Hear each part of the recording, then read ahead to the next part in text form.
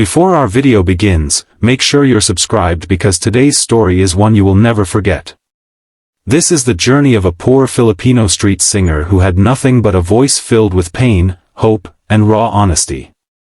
And somehow that voice would travel from the dusty sidewalks of Manila all the way to the world's biggest stage where Simon Cowell himself would sit frozen, unable to look away. What happened in that audition changed everything for the boy who once thought he would spend his entire life singing for coins. And you're about to see why his version of Breakeven became the performance millions still replay. He never imagined that one day the world would hear him. His name was Jiro, a 19-year-old from Tondo, Manila, one of the most crowded parts of the Philippines. He grew up in a tiny room made of patched-up wood and rusted tin sheets where the sound of jeepneys, vendors, and arguments from the street below were part of daily life. His father had disappeared when he was 6 and his mother worked different jobs, laundry, cleaning, carrying sacks in the market just to put rice on the table. Jiro always said that he learned to sing before he learned to dream because in their neighborhood dreams were expensive. People worked, people survived, and people never expected anything more. But Jiro was different. Even as a child, he would sit outside their small home and listen to music coming from neighbors' radios. He didn't know the names of the artists, but he knew every melody. His mother used to laugh softly and say his voice sounded like it had lived 100 lifetimes. By the time he was 10, he was already singing on the streets, not because he wanted fame, but because they needed money. Every coin mattered. Every peso he earned went directly to buying rice or helping pay electricity whenever it hadn't been cut off yet. He carried an old guitar that was missing 2 strings, and people joked that his instrument looked more tired than he did. But his voice was the only thing in his life that seemed untouched by hardship. He would stand at the corner near the bakery where the smell of fresh pandesal mixed with the heat of the afternoon singing songs people recognized. Sometimes they would stop. Sometimes they would smile, sometimes they would whisper that the boy had a voice too good for the street. One day a foreign tourist passed by and heard him singing Breakeven by the script. The tourist filmed him without Jiro even knowing. 2 weeks later, that video went viral on Instagram. Millions watched. People commented asking who the kid was. Messages came in for the man who posted it, saying the world needed to hear this boy sing on a real stage. But Jiro didn't know any of this. He didn't have a phone. He didn't have internet. He didn't have anything except the few coins that kept him and his mother alive day to day. So when someone approached him saying they wanted to sponsor his flight to audition for a huge talent show, he thought it was just another prank. People in the streets joked around all the time. No one believed someone like him could ever step into a world filled with lights and cameras. But the sponsor was real. They showed him the viral video. They told him the world was already falling in love with his voice. And after endless convincing, after the shock wore off, after his mother cried and told him she had always known he was meant for something more, he finally said yes. It was Jiro's first time on a plane. He had never even been inside an airport before. Everything felt unreal, standing in line with people who looked like they had never struggled for a meal, watching screens that showed flights to countries he had only heard of in school, feeling cold air conditioning he wasn't used to. He held on to his mother's rosary. The entire time whispering prayers that he wouldn't embarrass the Philippines. When he landed in Los Angeles, someone from the show held a sign with his name. They took him to the hotel and he couldn't believe the room was all his. A bed that didn't squeak. A bathroom bigger than their entire home. But instead of being excited, he felt guilty. He kept thinking about his mother back in Manila, sleeping on the thin mattress alone. But she had begged him to be brave. She told him this was his chance, not just for himself, but for both of them. The morning of the audition arrived. His heart beat so loudly it almost drowned out the sound of the people in the waiting area. Some contestants had vocal coaches. Others had stylists fixing their hair and makeup. Jiro had none of that, just his clothes from home, his patched-up guitar case, and the voice he prayed would be enough. When they called his name, he felt his legs go weak. The stage looked bigger than anything he had ever imagined. The lights were blinding. The audience seemed endless. He looked at the judges' table and saw Simon Cowell sitting right there, arms crossed, expression unreadable, eyes sharp as if he could see straight through Jiro's soul. Heidi smiled at him. Sophia gave him a look of warmth.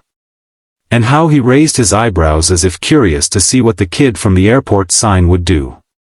Simon spoke first. He asked his name, where he was from, and what brought him there. Jiro's voice trembled as he answered, telling them he came from the streets of Manila, that he sang to help his mother, and that he was there because someone believed the world needed to hear him. The audience murmured softly. Some people wiped their eyes already. Simon leaned forward. He asked what song he chose. Jiro swallowed hard and said, "Break." Simon nodded slowly, almost cautiously, as if thinking whether the boy could possibly do justice to such a big song. Then the music director asked if he wanted a track or his guitar. Jiro looked down at his old scratched guitar, and even though he was scared, he said he wanted to use it. It was the only thing that made him feel grounded. It was the only thing that felt like home. He strummed the first chord. It was slightly off, the missing strings leaving gaps, but he didn't care. He closed his eyes and sang the first line, and everything changed. His voice was fragile at first, trembling like a leaf in the wind. But the tremble wasn't fear. It was emotion. Pure, raw, unfiltered emotion. The kind you can't teach. The kind that comes only from living a life that had known more pain than comfort. And as the first verse moved into the chorus, something shifted in the room. The audience stopped breathing. Heidi's hand went to her heart. Sophia whispered something under her breath. Howie leaned forward, and Simon, who had been sitting with his usual poker face, slowly lifted his chin and stared harder. Jiro reached the line, "I'm still alive, but I'm barely breathing," and his voice cracked. Not the kind of crack that comes from bad technique, but the type that happens when a person is singing their truth. You could hear the years of struggle, the nights he slept hungry, the mornings he woke up unsure if life would get better. You could hear the boy who sang not for attention, not for claps, but because music was the only thing that kept him going. The audience began cheering in the middle of the song, but he didn't stop. His eyes were closed, his fingers shaking, the guitar rattling slightly against the microphone stand, but his voice soared higher than he had ever pushed it, stronger than he had ever dared. Every note felt like a prayer delivered straight from his chest. When he hit the final line and the last chord faded, the entire arena erupted. People jumped to their feet. Some shouted, some cried. The applause was so loud it echoed like thunder. But Jiro didn't move.